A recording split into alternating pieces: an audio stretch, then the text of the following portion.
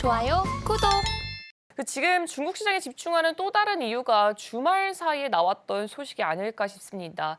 지난 1992년이죠. 그때 이후 처음으로 한국 관광객들에게 무비자 입국을 허용했다라는 소식이 나오면서 정말 주말 사이 뜨거운 감자가 아니었나 싶을 정도예요. 그래서 이렇게 되면서 좀 이 부분을 어떻게 해석해보면 좋을지, 그리고 이로 인한 효과가 어떤 게 또 있을지 예상해 볼 수가 있을까요?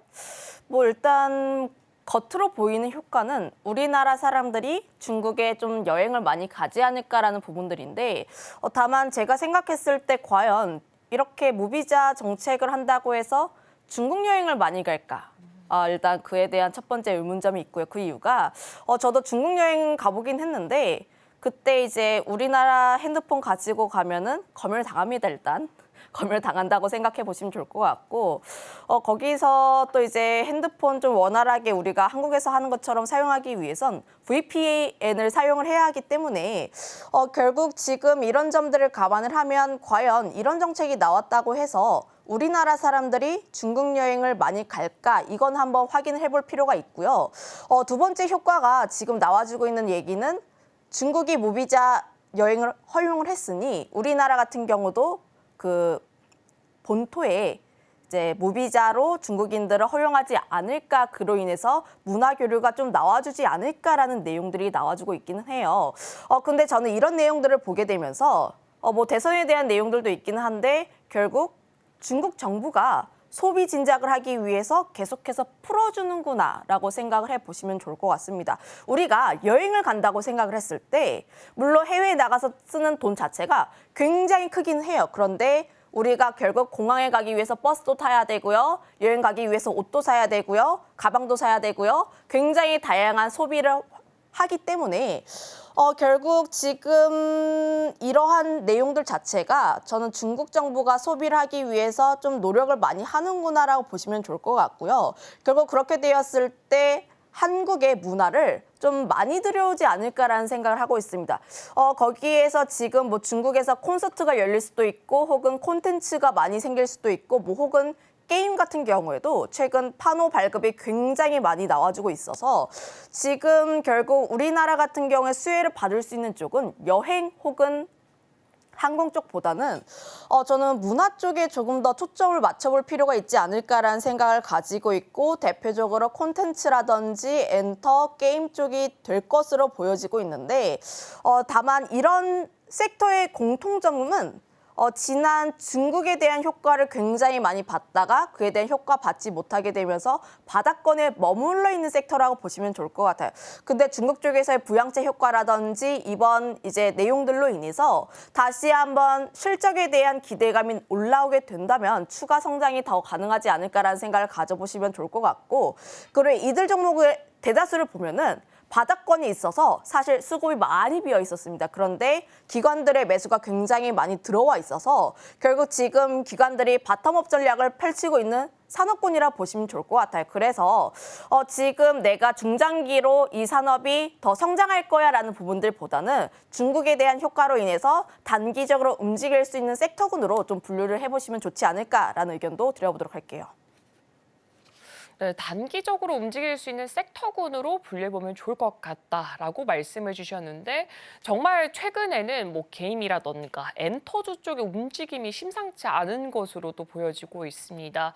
중국의 판호 발급 이슈 이후로 게임주의 주가는 정말 크게 오르는 모습을 또 보여주기도 했는데, 그렇다면은 이렇게 관련된 섹터군 안에서 우선순위를 정한다면은 좀 어떤 섹터들 위주로 봐야 되고, 그 안에서 또 종목군으로 봤을 때는 또 어떤 종목에 주목해보는 게 좋을까요? 우선순위로 따지게 되었을 때 산업군 같은 경우에 엔터를 가장 먼저 보시는 게 좋고, 그다음에 게임, 그다음에 콘텐츠 순위라고 보시면 좋을 것 같은데 사실 지금 이들 섹터의 공통점보다는 이제 좀 이렇게 우선순위를 나눈 부분들은 연속성이 얼마나 나오는지 지속성이라 보시면 좋을 것 같아요.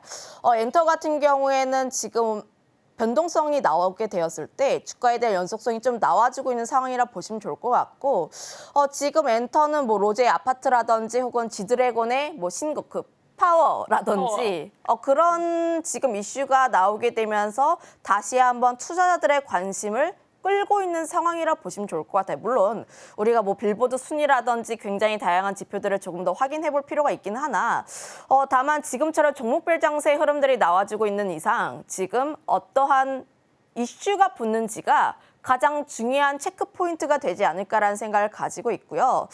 거기다가 더해서 YG엔터 같은 경우가 뭐 내년에는 블랙핑크 완전체에 대한 기대감들 그리고 신인 그룹이라고 할 수 있는 베이비 몬스터의 첫 정규 앨범이 지금 유튜브 조회수가 거의 하루 만에 2,100만 회라고 보시면 좋을 것 같습니다.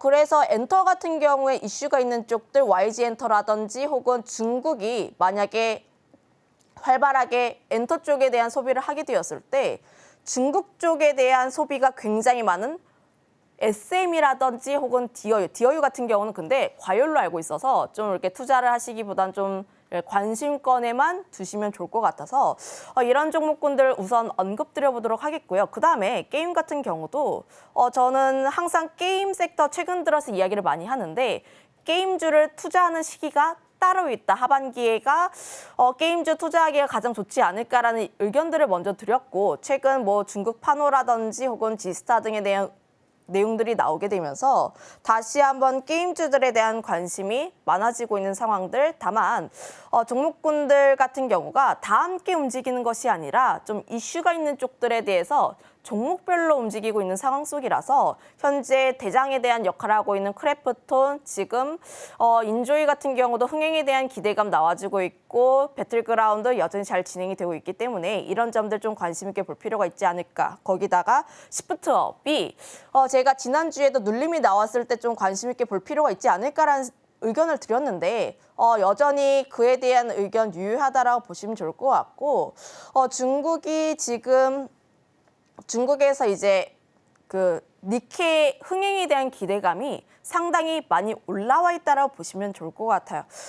결국 그렇게 되었을 때 시프트업 같은 경우도 내년 매출 성장에 대한 기대감이 계속 나와주고 있어서 게임주에서는 이 두 종목을 우선으로 보고 있다는 점 한번 코멘트를 드려보도록 하겠습니다. 콘텐츠 같은 경우에는 사실 지금 스튜디오 드래곤 조금씩 움직이고 있긴 한데 다만 지금 내가 공격적으로 투자를 해야 하는가에 대해서는 조금 더 확인을 해볼 필요가 있다. 그 이유가 저번에 지옥2가 나왔을 때 그때 흥행이 살짝 잘 안 되다 보니 뭐 콘텐츠리 중앙이라든지 이런 종목군들이 크게 빠졌습니다. 결국 오징어 게임 2에서 어떠한 성과가 나오는지가 가장 중요하지 않을까라는 생각을 가지고 있어서 내가 단기로 들어가고 싶다 하시는 분들 같은 경우는 콘텐츠주들 중에서 오징어 게임 2 관련 종목군들이 최근 시세가 나름 괜찮습니다. 뭐 쇼박스라든지 이런 종목군들이 좀 연관이 되어 있는데 이런 종목군들을 짧게 좀 트레이딩 관점으로 보시거나 혹은 내가 중장기로 보고 싶다 하시는 분들은 현재 매수보다는 좀 나중에 모멘텀 발생했을 때의 접근이 조금 더 낫지 않을까라는 의견도 드려보도록 할게요. 지금 바로 구독을 눌러보세요. 실시간 경제 뉴스, 투자 전문가들의 다양한 시황과 정확한 분석, 또 알찬 투자 정보까지 신뢰할 수 있는 저희 서울경제TV와 함께하세요.